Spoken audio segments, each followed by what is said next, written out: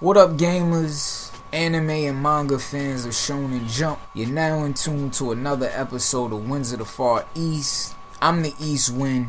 As promised, this episode is following the Pondering Wind session, in which me and my man the North Wind did a little politic about Jump Force.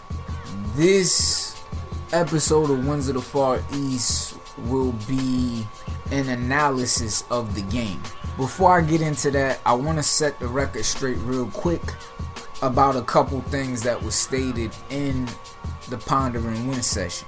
Now, in the Pondering Wind session, me and the North Wind, we were having fun with what we were discussing, but at the same time, it was important what we were stating.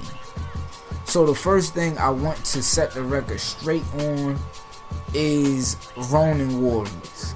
Ronin Warriors is not a Shonen Jump manga. I had Kumo, who is basically the mascot for Winds of the Far East, state that Ronin Warriors was in fact a Shonen Jump manga. It's not a Shonen Jump manga. It is a Kodansha manga. Their catalog is basically monthly shonen, whereas Shonen Jumps is weekly. So therein lies the difference. In stating that, the reason I had Kumo state that Ronin Warriors was Shonen Jump was because when I was putting together the final parts of the Pondering Wind session, I quickly typed in Ronin Warriors Shonen Jump.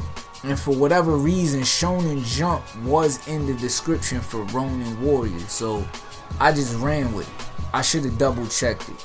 The ultimate shonen video game would be a collaboration between Kodansha and Shonen Jump.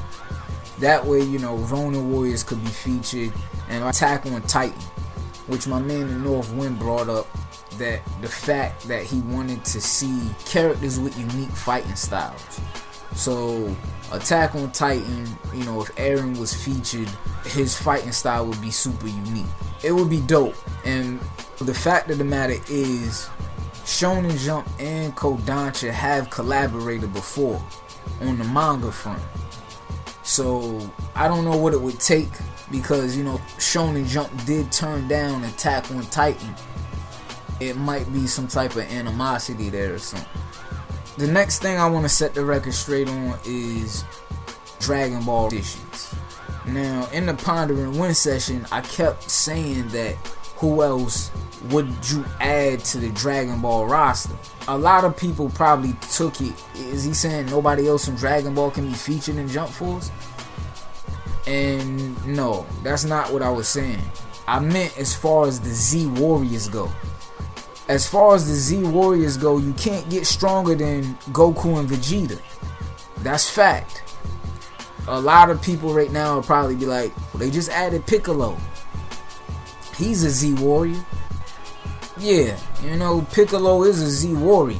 But I'm still standing by what I stated. You can't get stronger than Goku and Vegeta. Piccolo is nowhere near Goku and Vegeta. So by them adding him into Jump Force, it's cool. For creating your own character, you got more move selections to choose from. But as far as villains go for Dragon Ball, that's why when my man the North Wind said he wanted to see Broly, I agreed with him. As far as villains go, they can put all the villains in for Dragon Ball. From Frieza to Boo to Broly, if they featured him. He's not canon. So from Frieza to Boo, all the villains for Dragon Ball could be featured. The next thing I want to set the record straight on is One Piece. Don't get it confused, man. I am a big fan of One Piece. So when I made this statement about people keep saying add more characters from One Piece to Jump Force, and I was like, nah, stop. It was only because I want the roster for Jump Force to be mixed up. You know what I'm saying? Not saying that J-Star's roster wasn't mixed up, but fact is fact. One Piece had the most characters. And like I said, don't get it confused. One Piece is still the king of shonen. I'm not taking nothing away from One Piece, man. Like I said, I'm a big fan. I rock with One Piece. And in fact, I'm going to go back and re-emphasize what I stated in the Pondering Win session, which is, for J-Stars, I originally stated that every anime that was featured needed at least 5 minimum characters to be put in J-Stars. 10 max for the anime or manga that had enough characters to meet that quota. And One Piece obviously has enough characters to meet that quota. More than enough. That's why I'm saying there's so many characters for One Piece. Now, I'll break it down when I get to the roster. The last thing I want to set the record straight on is One Punch Man. A lot of Shonen Jump hardcore fans was probably like, One Punch Man is not shonen. But facts is facts. It's still published by Shonen Jump. You know what I'm saying? It's still published in the weekly Shonen Jump. Even though it's not shonen, it fits the criteria of Jump Force's plot about heroes.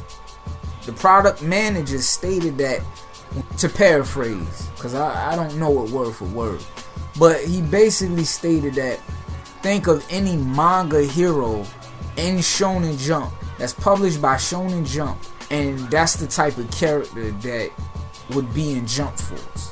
And Saitama is the very definition of that. Even though he's a quote hero for fun, he is a hero, period.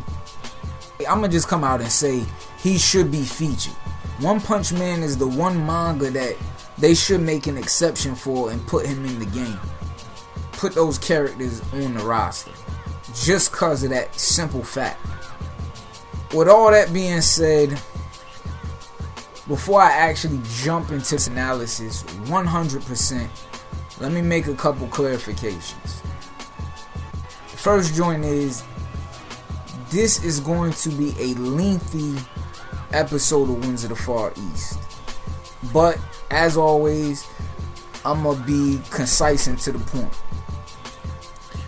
As always, there will be a table of contents if you just want to focus on one aspect of this analysis.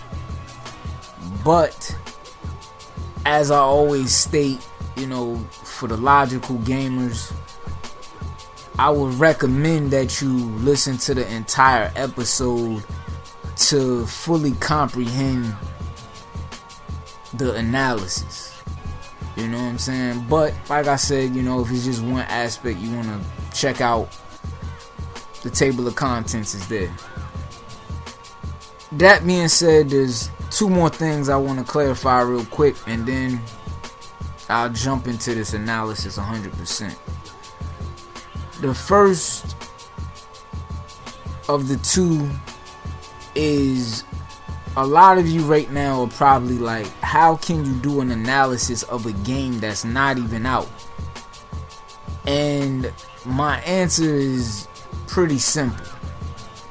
And it is because I played the mechanics in J-Stars. Let's not forget, you know, for those of us that's played J-Stars, that still play J-Stars, Jump Force is an enhanced version of J-Stars. There's no debating it. Like, right now, if I wanted to, I could break down how the guard mechanic of Jump Force works in comparison to J-Stars. It ain't even really hard to analyze it. I've seen enough closed beta battle footage and just regular battle footage, you know what I'm saying, to break it down. And just the reference, whether you liked it or not, or if you've seen it and listened to it, when I broke down the game mechanics of Final Fantasy 15, the reason I was able to do it was because I had played those mechanics in Dynasty Warriors. Hack and slash mechanics. The same applies here.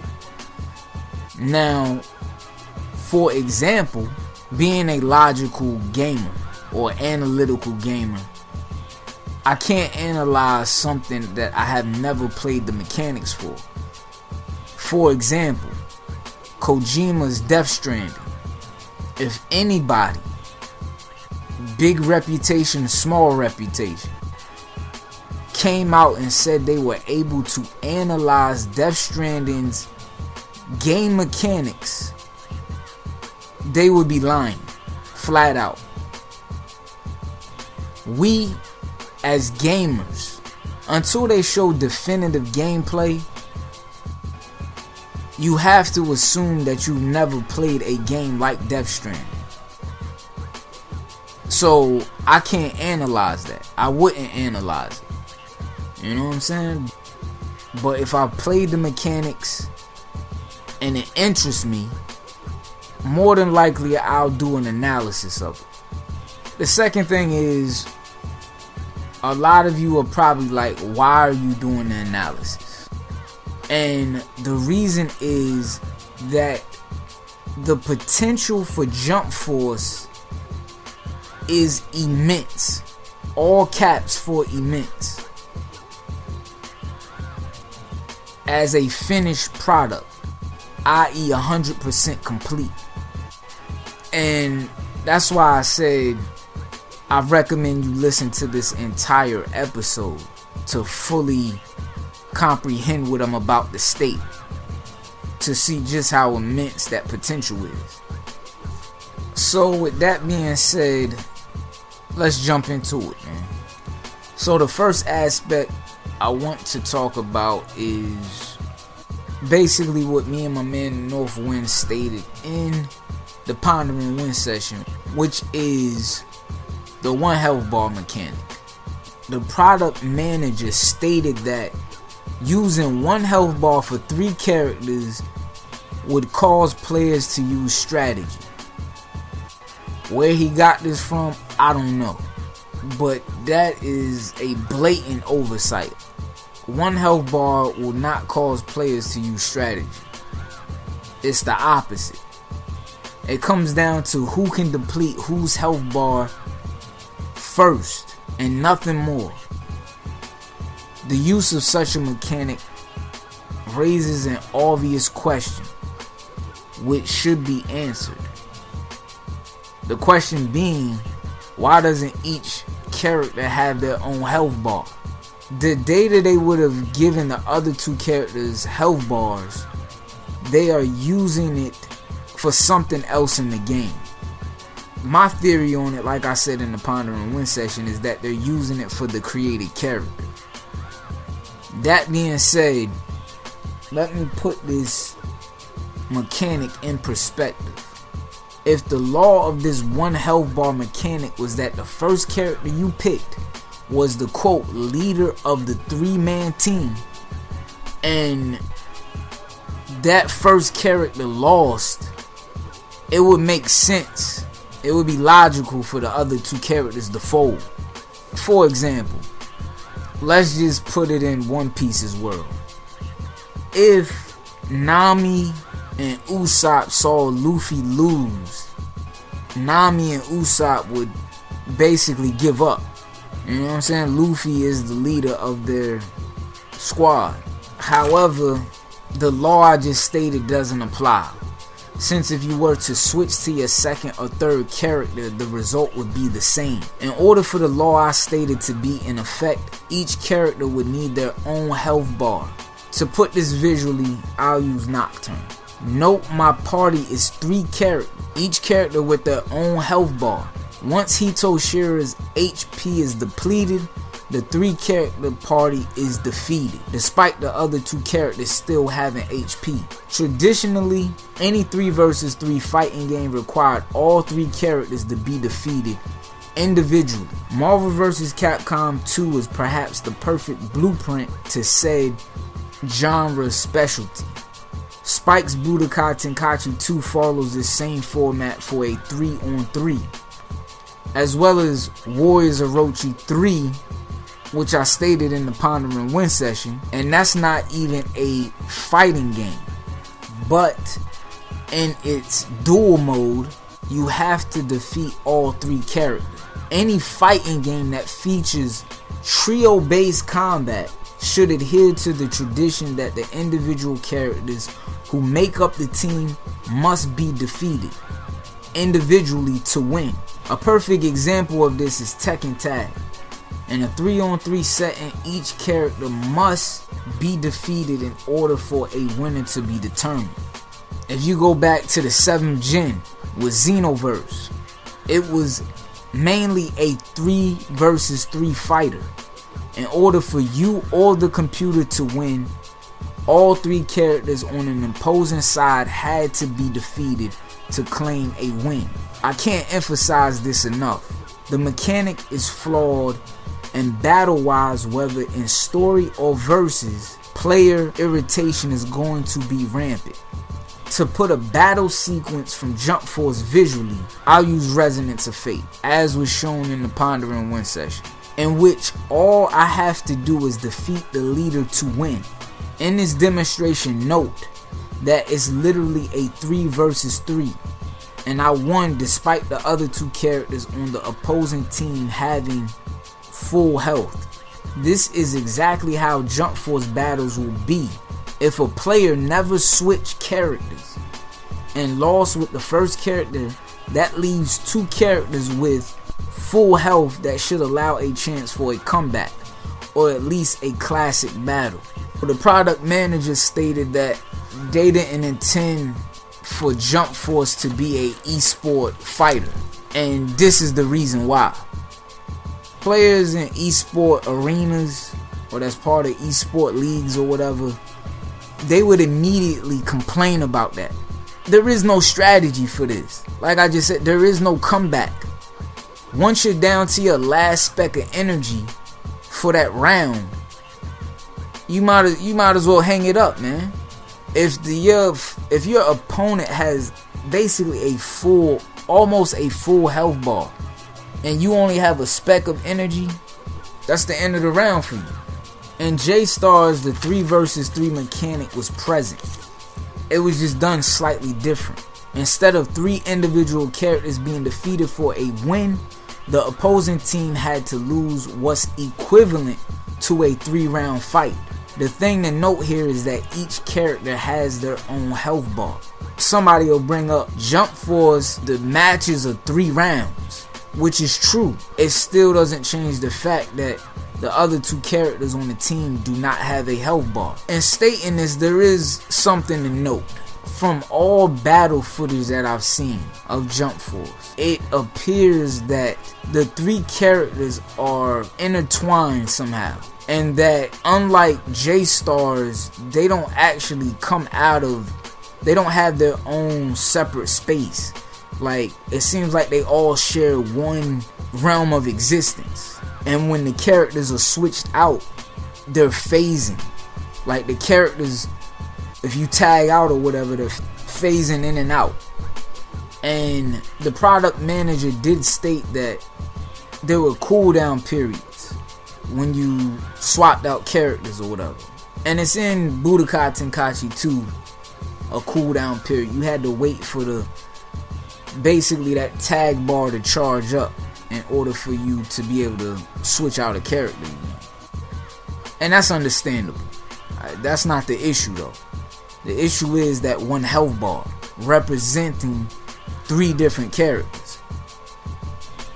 If my assumption is right that all 3 characters are sharing like one realm of existence, it could justify having one health bar. But if you really like logically sit down and imagine a battle between Shonen Jump's greatest manga characters, the most powerful manga characters Shonen Jump has to offer, it's not gonna be no quick 1-round match. Like, these is gonna be some long, drawn out, destructive battles. And especially for it being in the real world, Spike's stage transitions prove what I just said to be true. Look how much damage or destruction is being caused by the battles. The question I would ask Spike, is that one health bar the equivalent of 3 individual characters' health bars? And my personal opinion on it is no. It's not. Something else to note about the battle mechanic is it unfolds like a 1v1 with battle reset, i.e. round 1 to round 2 labels. This is backwards progression compared to J-Stars, which had the respawn mechanic, which didn't need to do a battle reset. It's how battles between the manga characters would really be if a character got knocked down. A battle would still continue until the knockdown character got back on his or her feet or was completely KO'd. The thing to note here is that it's a 3-man team. So, even if one character was knocked down completely or KO'd, that still leaves 2 other characters and the battle continues. The next mechanical aspect I want to point out is local versus battles, which was highly flawed in Xenoverse. Now, some of you right now are like, Spike didn't develop Xenoverse. And you're right. But Xenoverse is an example of a failed local versus in a 3 versus 3 setting. Note that the only stage in which a local battle could take place is the World Tournament. The issue with local versus battles is the perspective of the players involved in the battle. Both Budokai Tenkaichi 2 and J-Stars demonstrate how local versus battles should be. Each player with their own perspective of the fighting environment. I saw a vid of someone stating that they went to E3 and were unable to play Jump Force versus another human player. And my theory on it is basically Spike hasn't fine-tuned local versus battles. The split screen should be horizontal for better perspective. It's a wider field of vision versus the vertical split screen, which was in both J-Stars and Budokai Tenkaichi 2. So the example of a proper horizontal split screen I'll use is Army of Two Devils Cartel, in which I'm not a fan of the black space that is present in these HD split screen setups, but the Devil's Cartel has done it the best I've seen. The worst example would be Resident Evil Revelations 2. The amount of black space that was wasted that they could have used the increased field of vision. While on the subject of local versus battles, I have to bring up the co-op setting of J-Stars being removed. If there was ever a game that needed to feature co-op, it would be Jump Force. The sole reason being is slogan, unite to fight. Of course, it also applies to a player's created character teaming up with manga characters to save the world. However, the draw of J-Stars was this very feature, teaming up with friends and family to play through J-Adventure or Victory Road. After looking at all current battle footage of Jump Force, it's apparent that there are no longer any support characters, which I mentioned in the Ponder and Win session. Every character in the 3-character team is playable. I think this might be the first time a Jump game doesn't have supports, which is great as it adds to replay value. Another thing to note is that supers are no longer stylized. What I mean by stylized is that, to put it simply, is that no character enters his or her own space to deliver their super. To illustrate this, I'll just use a few games. Of course, J-Stars does this. I'll use Luffy to illustrate with the Elephant Gatling gun. You'll notice that when Luffy does this attack, he enters his own space, thus the psychedelic background. So everything else fades out and he goes into his own space. Like I said, you can call it their own realm or whatever, and they come out of it near the end or whatever to deliver the actual blow or whatever, and then everything comes back. Trails of Cold Steel 2 does this too. Here I'll use Ring, Crow, Sarah, and Laura to illustrate. You should get the idea. My theory on why the supers are not stylized is pretty simple, yet logical. And that is because the manga characters are in the real world and they get their stylized super effects from the mangakas. But the next facet of Jump Force would be replay value. When it comes to a game, outside of mechanics, a game's replay value is a key factor in how long said game is played. J-Star's replay value was heavily based on the co-op setting, which in Jump Force is removed. Now, Jump Force plot is a cliche in that heroes are the focus. Thus, the story mode is basically hero mode, meaning you can only see Jump Force from a hero's perspective. If we go back in history real quick to Koei's Dynasty Warriors 3, you'll note that it was possible to see one battle from two different perspectives. One quote hero of the battle and then one quote villain of the battle. This is the same thing I brought up in Xenoverse 2's Pondering Win section, which was a hero-villain scenario. There are some manga fans that like villains more than heroes, i.e. some One Piece fans like Akanu over Whitebeard. The fact is that heroes can't exist without villains. In fact, to quote Jump Force's initial trailer, there are worlds that exist separate from our own, where the impossible is reality. They consist of both good and evil. Jump Force is a dual-sided coin, both good and evil. A hero and villain story arc would add immense replay value to the game. I mean, the premise is a what-if scenario. So, what would happen if the villains won? There's plenty of games that have bad endings. As far as story progression goes, since it's revolving around your created character interacting with manga characters, the story progression should be interactive choices, as manga characters' dialogue would be directed at you.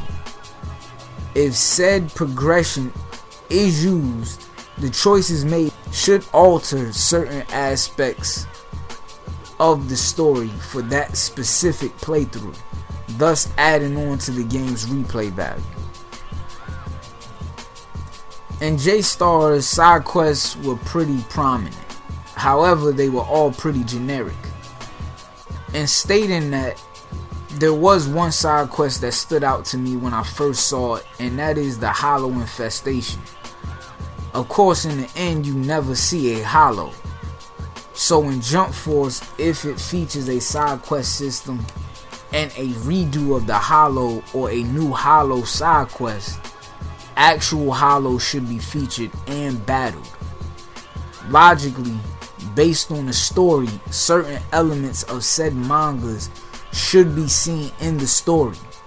So from Bleach, Hollow should be seen or engaged with at some point. Co-op.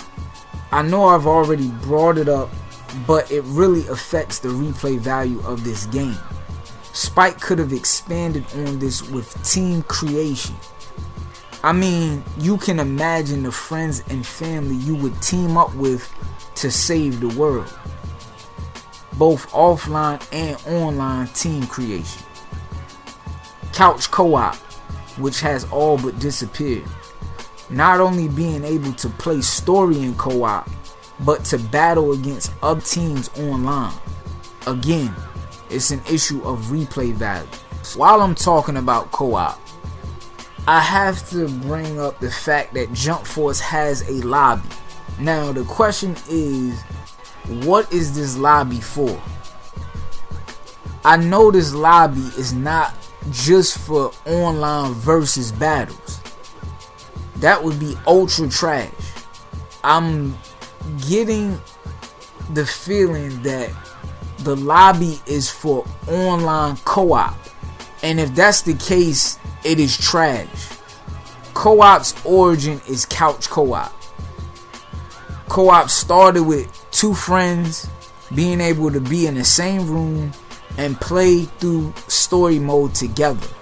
In addition to the co-op / team creation concept I had presented earlier, I have to bring up Anarchy Reigns to fully emphasize what I'm talking about. So, Anarchy Reigns is an example of a game that should have had local co-op, but was instead an online only co-op game, which hurt its replay value greatly. And that's not an exaggeration. Like, it literally hurt its replay value to the point where, like, that's the type of game like me and the North Wind would have went through and played the story mode together. You know what I'm saying? Like, I've already stated, Fighting Force, Gekko, Double Dragon in the Ponder and Win session. If it had local co-op, it would have been the best beat 'em up, I would dare to say, in history. It's just that good combat mechanics wise. But because it didn't have local co-op, that hurt its replay value. Especially considering it was a new beat 'em up, which at the time we hadn't seen in quite a long time. So, to set up this example, I will show you how it is in single player, and then, you know, by editing magic, split screen, what split screen would it look like for Anarchy Reigns. And see, the issue with split screen, as far as what Platinum said was the reason they didn't do it on their forums. I don't know if their forums are still up or not, but at that specific time, they said they didn't want to lose graphical fidelity. Which, if you look at Army of Two, that's something that the Army of Two developers had stated, like, yeah, we're going to take a hit as far as graphics go, but we still want to give those who like local co-op the ability to play local co-op. So in this example, this is how the game actually is. It's one player, single screen, and then let's imagine that it actually did have local co-op. What would it look like? And this is what it would look like. You know, horizontal split screen, like I've said before, that's the best co-op experience. Vertical just doesn't work. And then another thing I'll use Anarchy Reigns to illustrate is what a actual local team battle would be like. So in Anarchy Reigns, there is a mode called Survival, and the survival mode is a 3-man team taking on waves of enemies. So instead of the waves of enemies, just imagine that on the other side was another group of 3, and y'all had to battle it out in the same fashion that Anarchy has a battle royal mode, where it's a free-for-all between 16 characters, 8 on each side, but it's every man for himself. Take that and apply it to a 3 versus 3. That's replay value at the highest level. Or while I'm talking about co-op, there are a couple small but irritating things about J-Stars that they need to correct for Jump Force if they actually bring co-op back. And that is basically, in J-Stars, it wasn't true co-op. And what I mean by that is, if the second player hit start to join the game, every new battle they had to keep pressing start. And that's in comparison to old school co-op games like Fighting Force or Gekido, where once the second player joins the game, they're in the game until they lose all their lives or they quit for whatever reason. So that's what I mean. So for Jump Force, hopefully they bring it back. They surprise us and co-op's back in, but it's actual true co-op where the second player presses start and they're in it for the duration. There is no keep pressing start prompt. The last thing I'll mention in regards to replay value is a tournament. If featured, it needs to be both off and online. In Xenoverse, you could only play a tournament online, and it was only when Bandai Namco was hosting it. If Spike implements something like Victory Road in Jump Force, then they should put some type of twist on it, such as what I mentioned in regards to side quests. For example, a hollow extermination contest in a versus format. Who can destroy the most hollows? And that's just an example. I mean, I'm not really saying it should be mini games, but you know, a couple modes that increase the replay value. You know what I'm saying? The next facet of Jump Force I'm going to talk about is character creation. Now, before I start this is going to be the most lengthy part of this episode. And the reason being is because the character creation for Jump Force is vastly different from any character creation I've ever talked about, from Winds of the Far East to Pondering Wind. If this is the aspect of this analysis that you're most interested in, you should take note of several things that I state during this breakdown of this aspect of this analysis. Character creation is becoming almost a staple in a lot of games today, which is great. You know, created character or character creation is one of my favorite things to do in created character games. You know what I'm saying? To see what I'm able to create with the system, if it fits with the game's plot. Now in Jump Force case, obviously it fits. However, in most cases its execution fails, as it's not as in-depth as it should be. That being said, as I mentioned before, the most in-depth character creation system for consoles that I've seen and used is in the 6 and 7 gens Ukes SmackDown vs. Raw. I mean, it gives you the ability to sculpt whatever you can imagine. For example, I was inspired to create a couple of characters I feel should be in Jump Force. The first character being Yoko Karama. I know a lot of you right now are saying, don't you mean Karama? Yes, Karama, but Yoko is his true form, and that's the form I rock with. And obviously Spike would use Yoko as an awakening. However, unlike Gon, I would hope that they allow players to play in the Yoko state. And real quick, just to interject here, the reason that Gon's form is not playable is because that is the actual super. It's not like Naruto Sage Mode in J-Stars where you transform, do a couple attacks, and then do the super. Gon's transformation is the super. It's like the transformation and then the attack. So that's the reason. But for Yoko, they would have to have it to where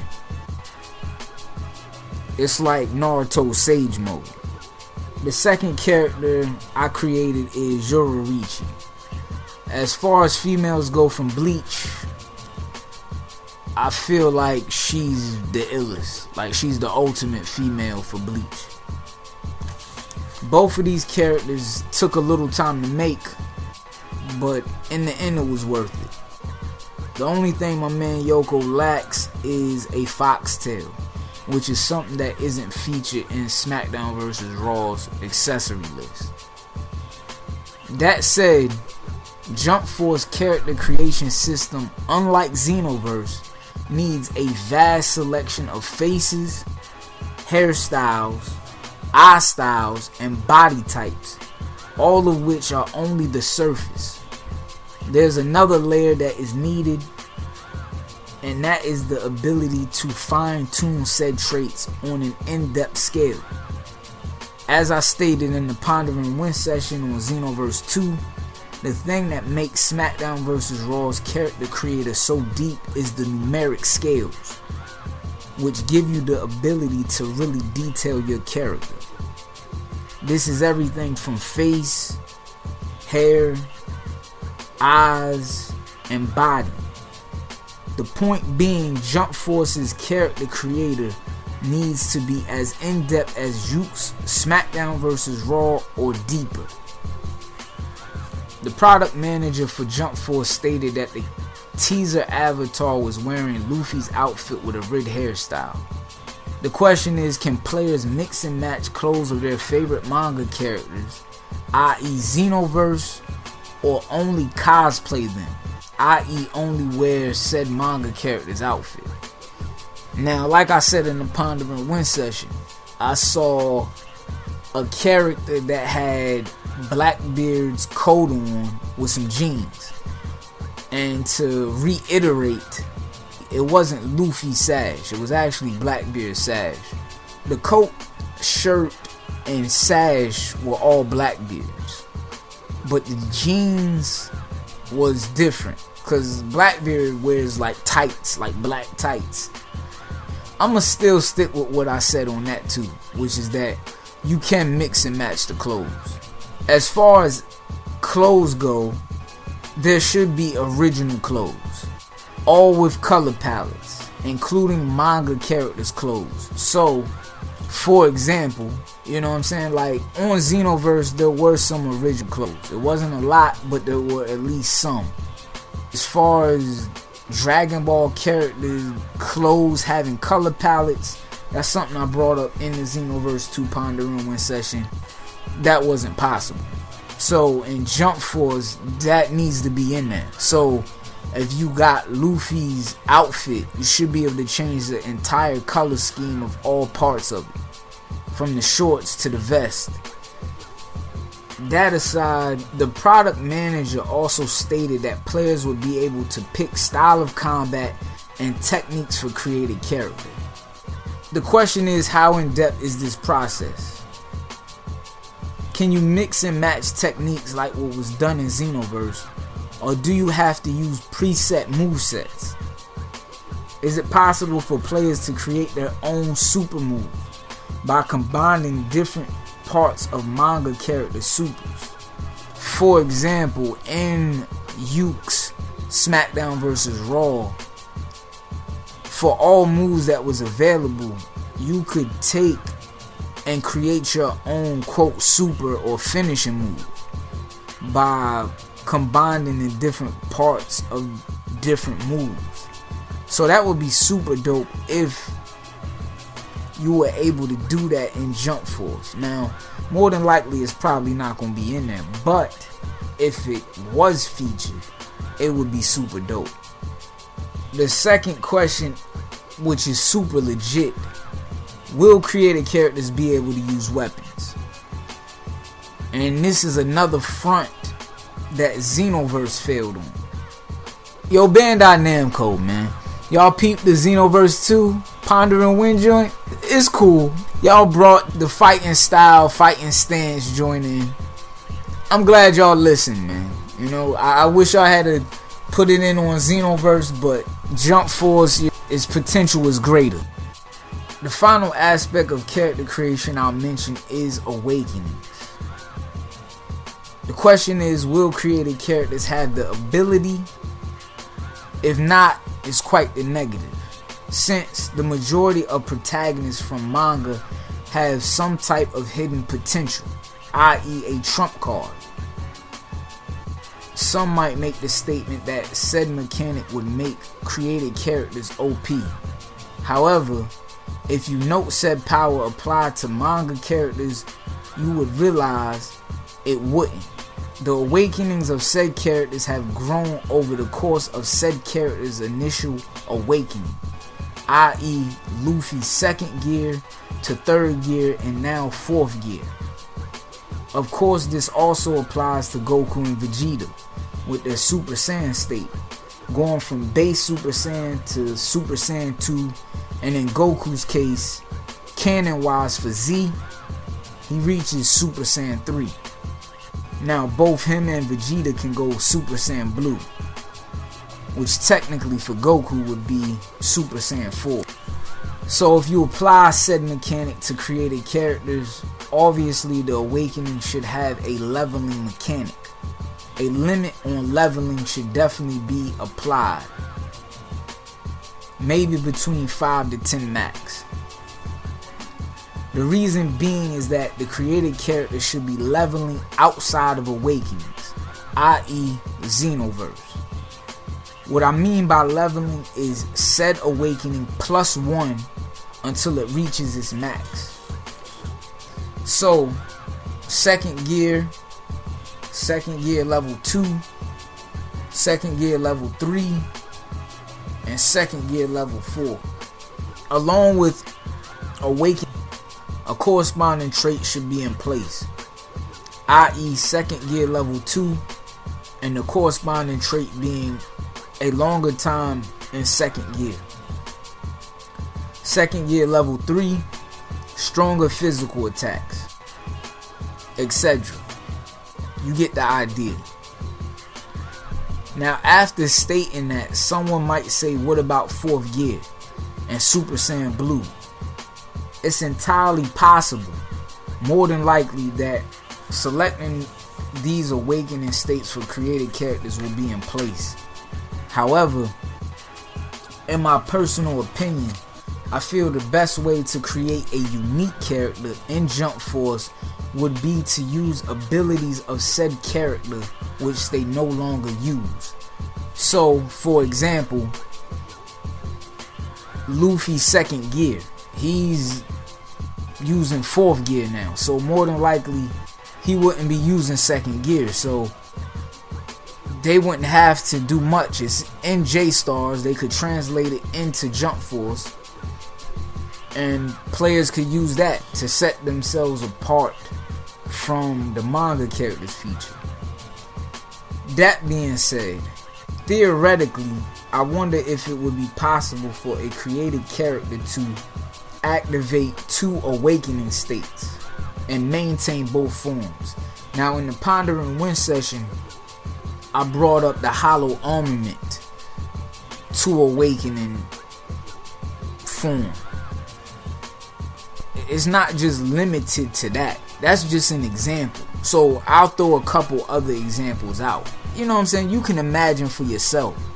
So these are just examples. Whatever you know that would qualify as an awakening state, just apply that, and then you can come up with your own 2 awakening state created character. So the second example I'll throw out there is Super Saiyan Hollow. Like, it's just too crazy to even think about this. You got Hollow Armament, you got Super Saiyan Hollow, and then the third one is Super Saiyan Armament. Like, come on, man, that's some dope combinations.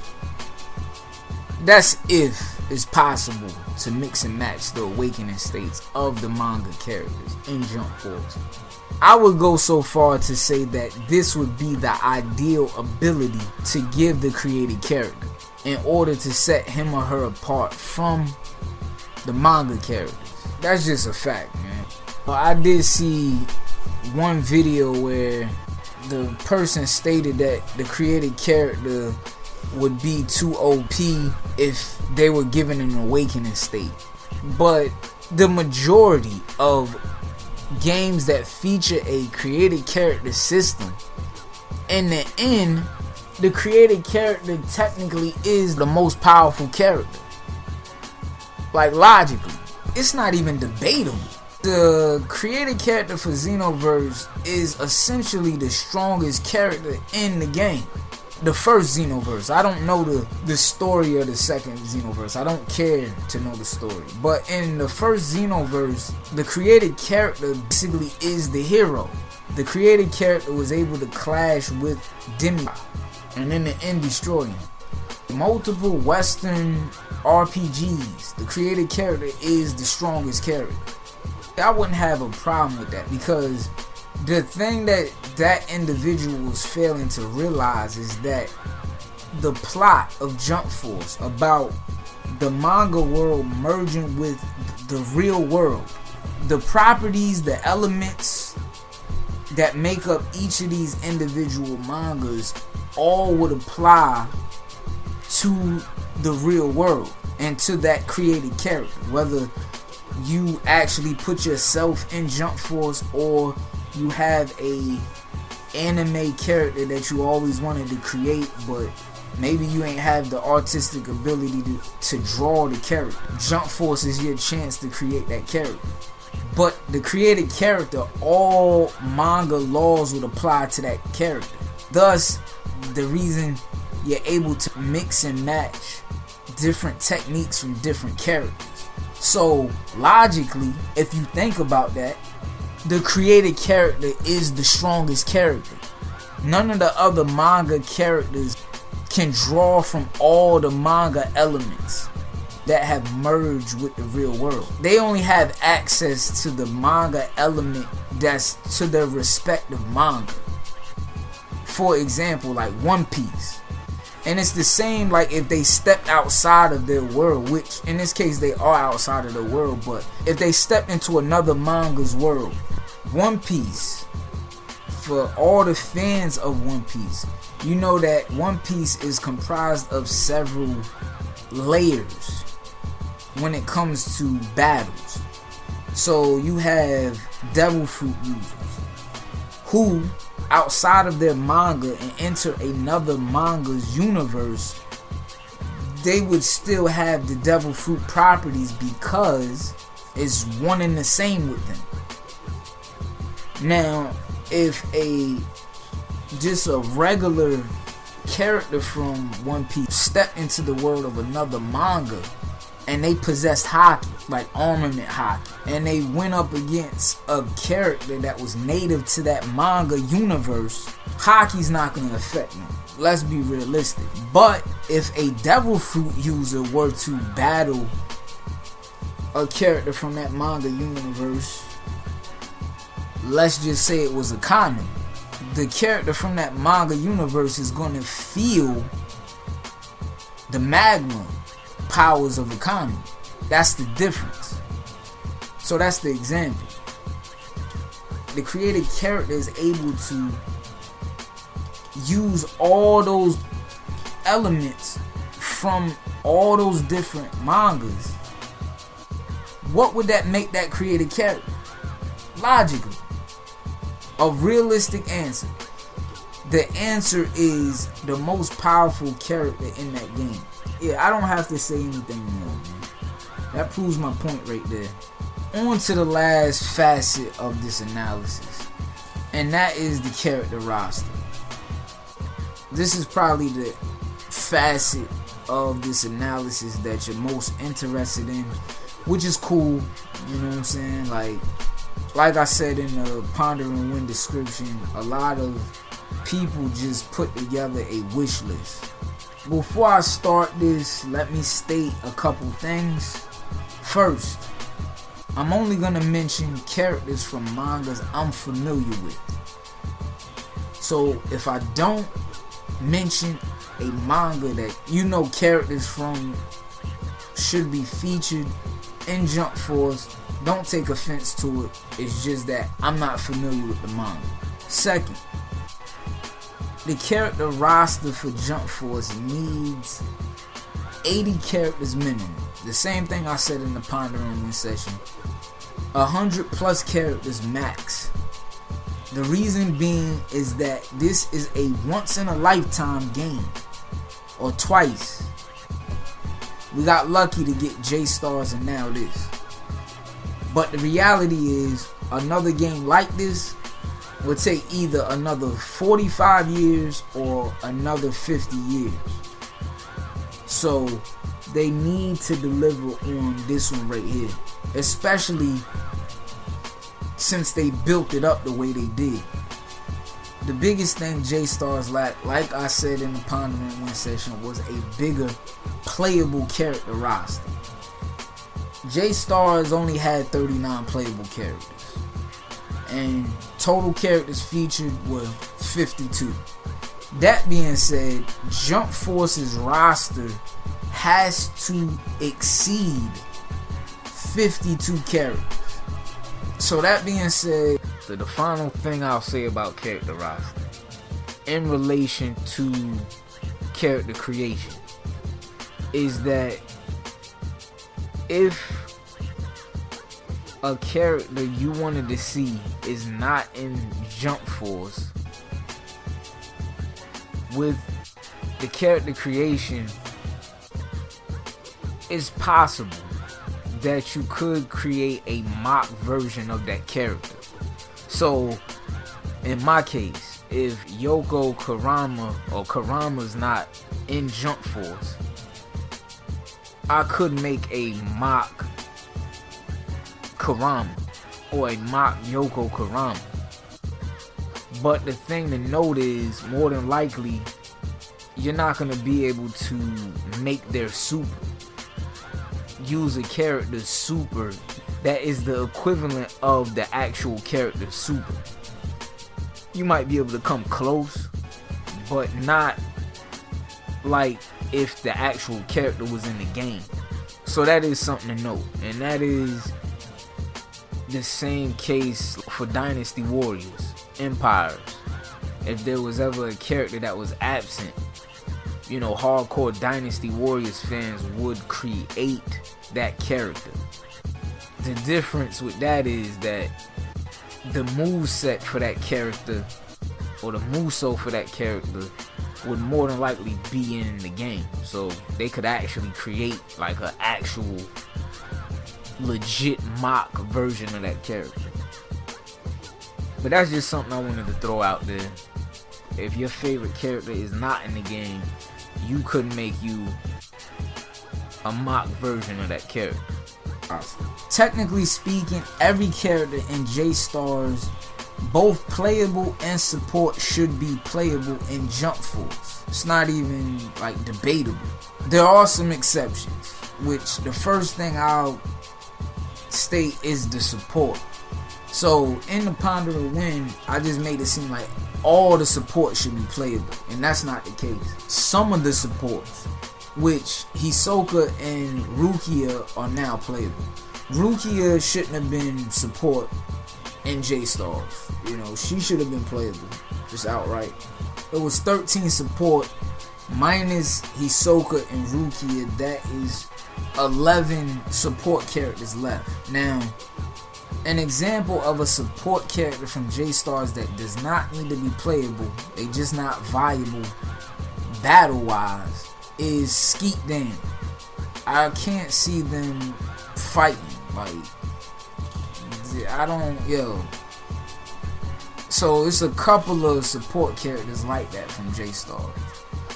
The ones that could fight, they definitely should be made playable. So like Alan Walker from D Gray Man, he could be a fighter. So yeah, I just wanted to clarify that.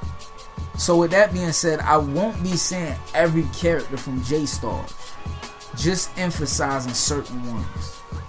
The criteria which Bandai Namco are basing which characters they feature in Jump Force on is popularity. That's basically what the product manager stated, and it's quite narrow in scope.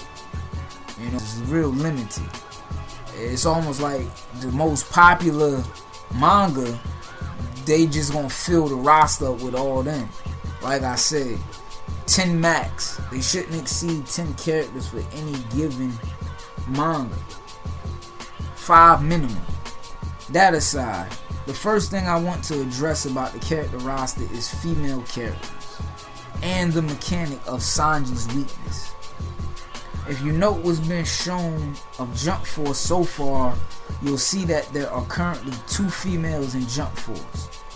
One being the villain Galena. Don't know if she's playable or not. And 2 being Rukia.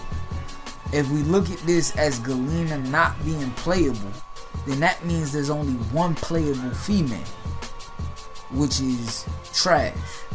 A lot of Shonen Jump zealots might say there aren't any females from the currently featured manga in Jump Force that can clash with the males of the series, which is quite ignorant. I'll get to that in a minute. As far as Sanji's weakness with women go, it should apply. In Pirate Warriors 3, he would topple backwards if he tried to attack a female character.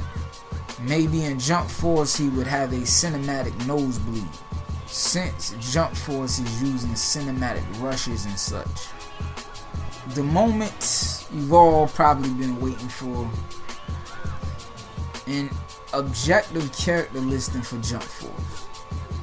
Before I jump into this 100%, I want to mention manga frontrunners. So basically what I quickly brought up in the Pondering Win session about Vegeta and Goku.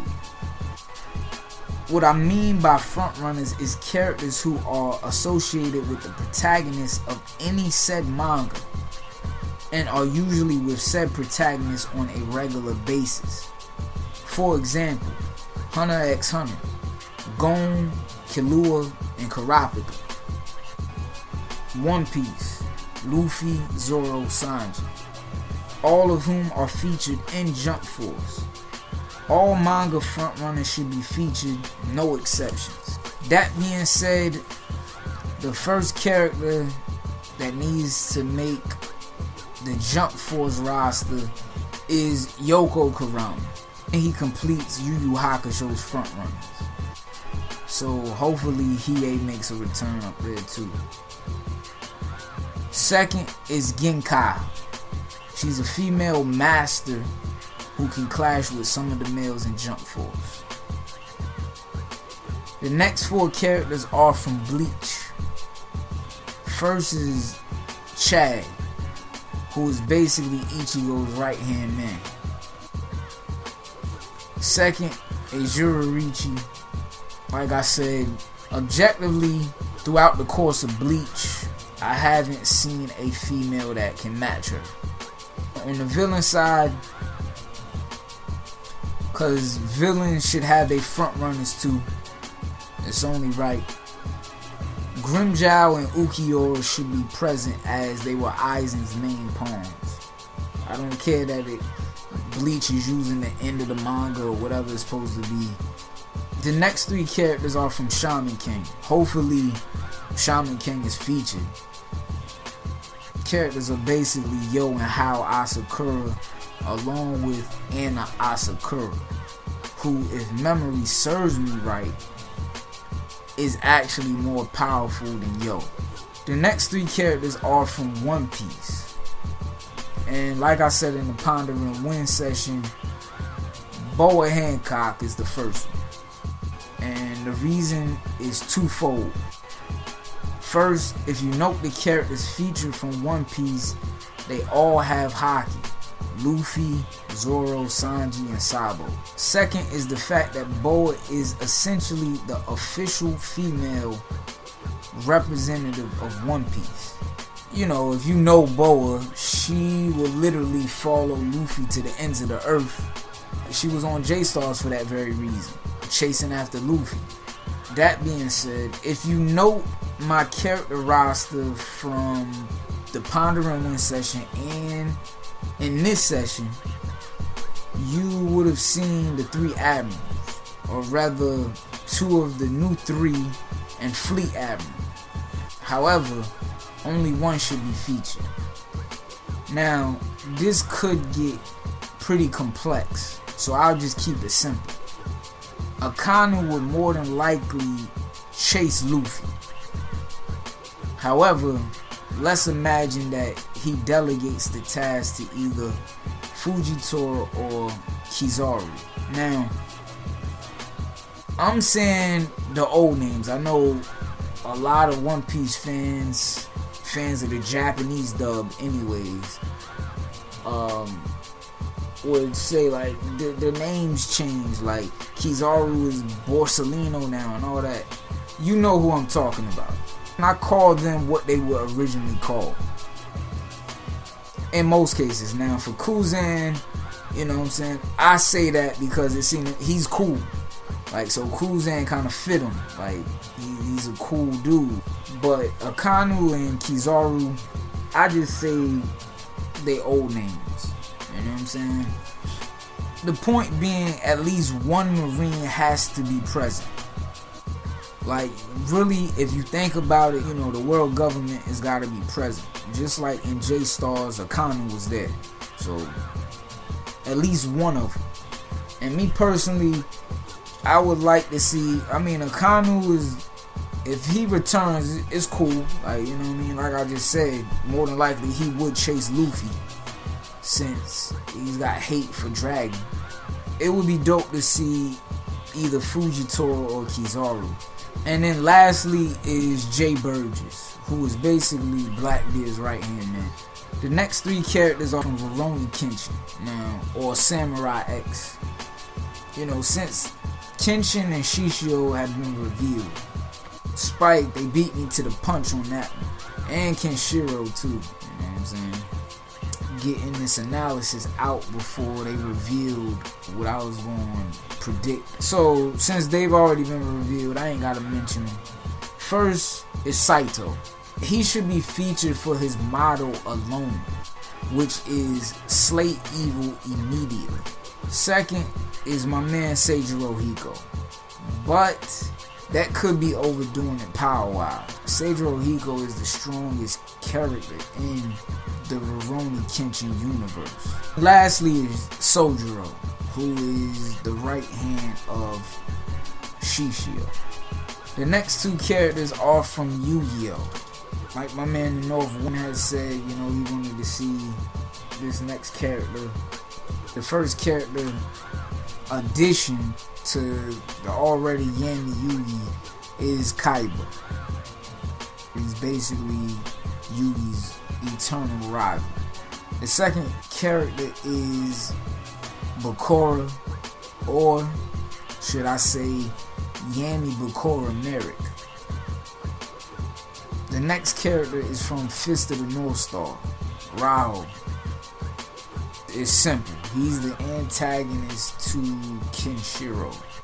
The next character is from Naruto, Sakura. You know, my man in North Wind had brought up some other characters from Naruto, but Sakura should be the female rep for Naruto, and she's basically front runner to Naruto. It's easy, since you know what I mean by front runner, to put characters alongside the protagonists from said mangas. The next three characters are from JoJo's Bizarre Adventure. The first character is Jotaro. The name speaks for itself. Like, second, Dio should be featured as the antagonist. And then lastly, from JoJo's Bizarre Adventure, Lisa. You know, as a female rep for JoJo's Bizarre Adventure. Next is Toriko. So first is obviously Toriko, second is Zebra, third is Coco, and fourth is Sunny. Basically the four heavenly kings. The antagonist should be Star Junior. It's like my man in the North Wind said, you know, he want characters that fight in unique ways, and Coco and Sunny fit that criteria 100%. You know what I'm saying? The way they fight is crazy. Next is One Punch Man. And like I said at the beginning of this episode, the concept of One Punch Man fits the criteria of Jump Force, and that One Punch Man is a hero, period. Number one is Saitama. Number two is Genos. Number 3 is Boros. He's the only villain to actually fight against Saitama and not be defeated with one punch. The 4th and final character for One Punch Man is Tornado. Like I said, each one of the mangas feature need at least one female to round out their featured roster. There was another female I had seen, but she's not been in action. The last character I'll mention for this character roster is from Blue Exorcist. And if you're familiar with that manga, you'll know that it's a pretty dark manga. So Ren should be featured. And Blue Exorcist is a shonen manga. After stating all that, if you listen to this entire episode, you can see how immense, all caps, the potential of Jump Force really is if executed properly. It could indeed be the greatest manga anime game ever created. However, it's always possible it could fail in certain aspects, any of which I mentioned. As always, thanks for listening. Peace.